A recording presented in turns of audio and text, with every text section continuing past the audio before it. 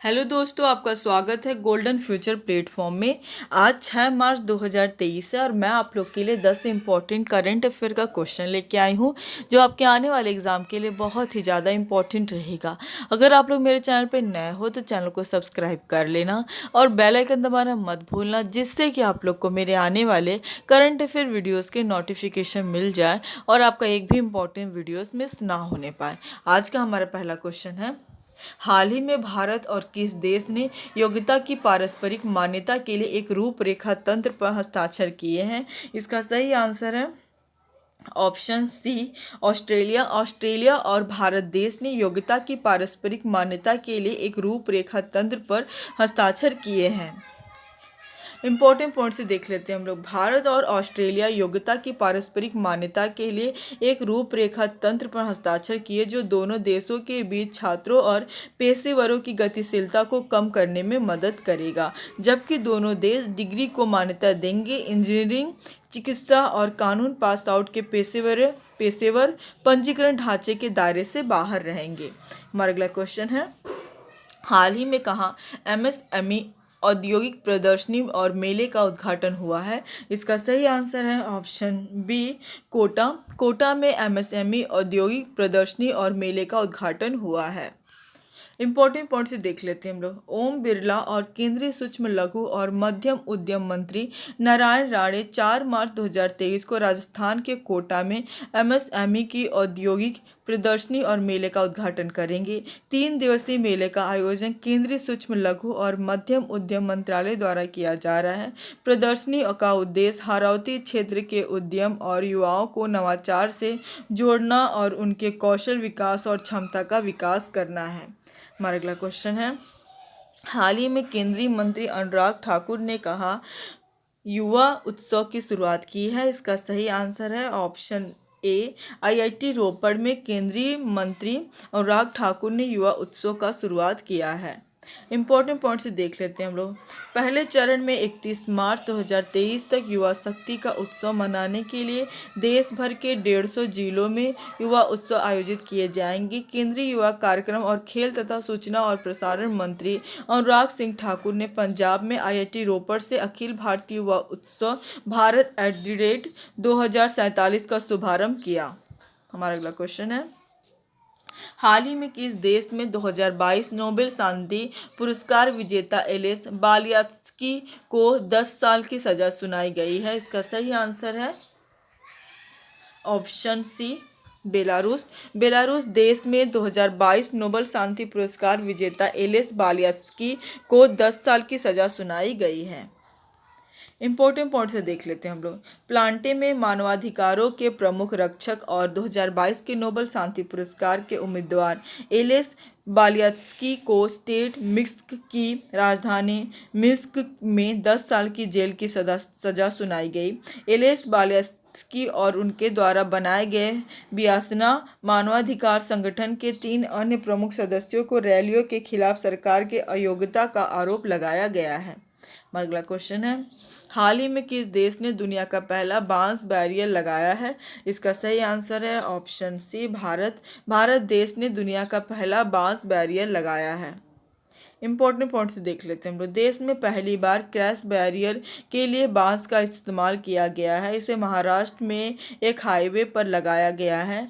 अमूमन इसके लिए स्टील का इस्तेमाल किया होता है, लेकिन दुनिया में पहली बार इसके लिए बांस का यूज किया गया है। इससे बांस की मांग बढ़ेगी और देश के किसानों की इनकम में इजाफा होगा। हमारा अगला क्वेश्चन है, हाल ही में आरबीआई ने किस पेमेंट ऐप पर 3.06 करोड़ रुपए का जुर्माना लगाया है? इसका सही आंसर है ऑप्शन बी, अमेजॉन पे पर आरबीआई ने 3.06 करोड़ रुपए का जुर्माना लगाया है।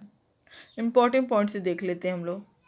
आरबीआई ने कुछ मानदंडों का पालन न करने पर अमेजॉन पे पर 3.06 करोड़ रुपए का जुर्माना लगा दिया है। भारतीय रिजर्व बैंक ने कहा कि उसने प्रीपेड भुगतान मानकों से संबंधित कुछ प्रावधानों का पालन नहीं करने पर अमेजॉन पे प्राइवेट लिमिटेड पर 3.06 करोड़ रुपए से अधिक का जुर्माना लगाया गया है। हमारा अगला क्वेश्चन है, हाल ही में अमेरिका ने किस देश पर तेल और पेट्रोकेमिकल से संबंधित नए प्रतिबंध लगाए हैं? इसका सही आंसर है ऑप्शन ए ईरान। अमेरिका ने ईरान देश पर तेल और पेट्रोकेमिकल से संबंधित नए प्रतिबंध लगाए हैं।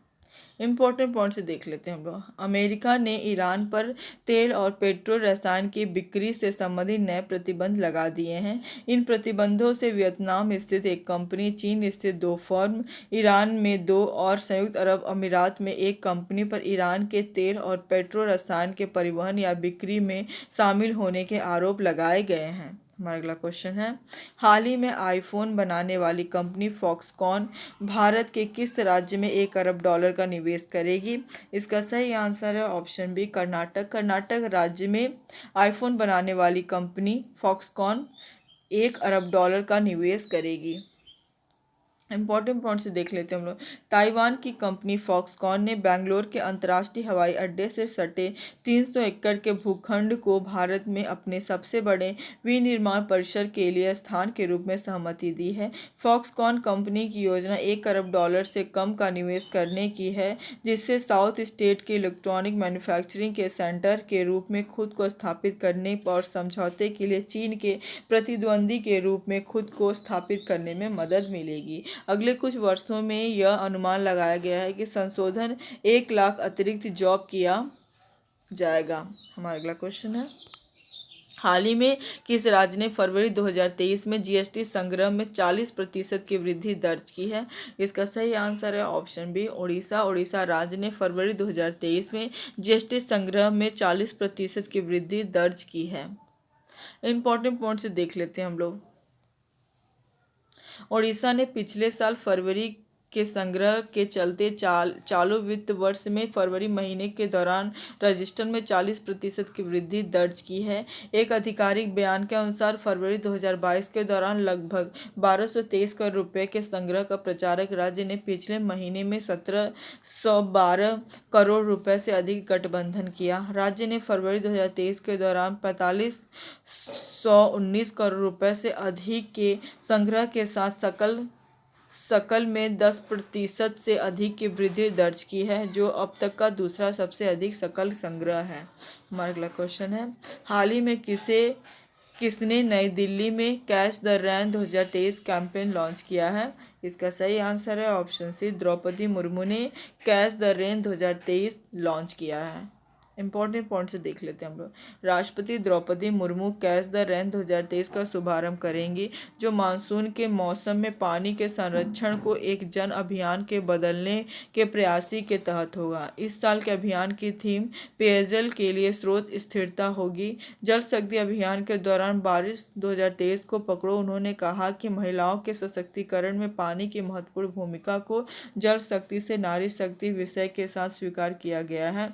राष्ट्रपति विभिन्न श्रेणियों के तहत स्वच्छ भारत मिशन, ग्रामीण जल जीवन मिशन और राष्ट्रीय जल मिशन के तहत 18 पुरस्कार भी प्रदान करेंगे और स्वच्छ सुजल शक्ति की अभिव्यक्ति नामक केस कहानियों का संग्रह जारी करेंगे। कल का जवाब है, हाल ही में कौन सा राज्य वैश्विक जिम्मेदार पर्यटन शिखर सम्मेलन का मेजबान है? इसका सही आंसर है ऑप्शन ए केरल। केरल राज्य वैश्विक जिम्मेदार पर्यटन शिखर सम्मेलन का मेजबान है। आज का सवाल है, हाल ही में किसे सशक्त सीमा बल का महानिदेशक नियुक्त किया गया है? इसका सही आंसर आप लोग कमेंट बॉक्स में दीजिएगा। आज के लिए बस इतना ही। Thank you for watching.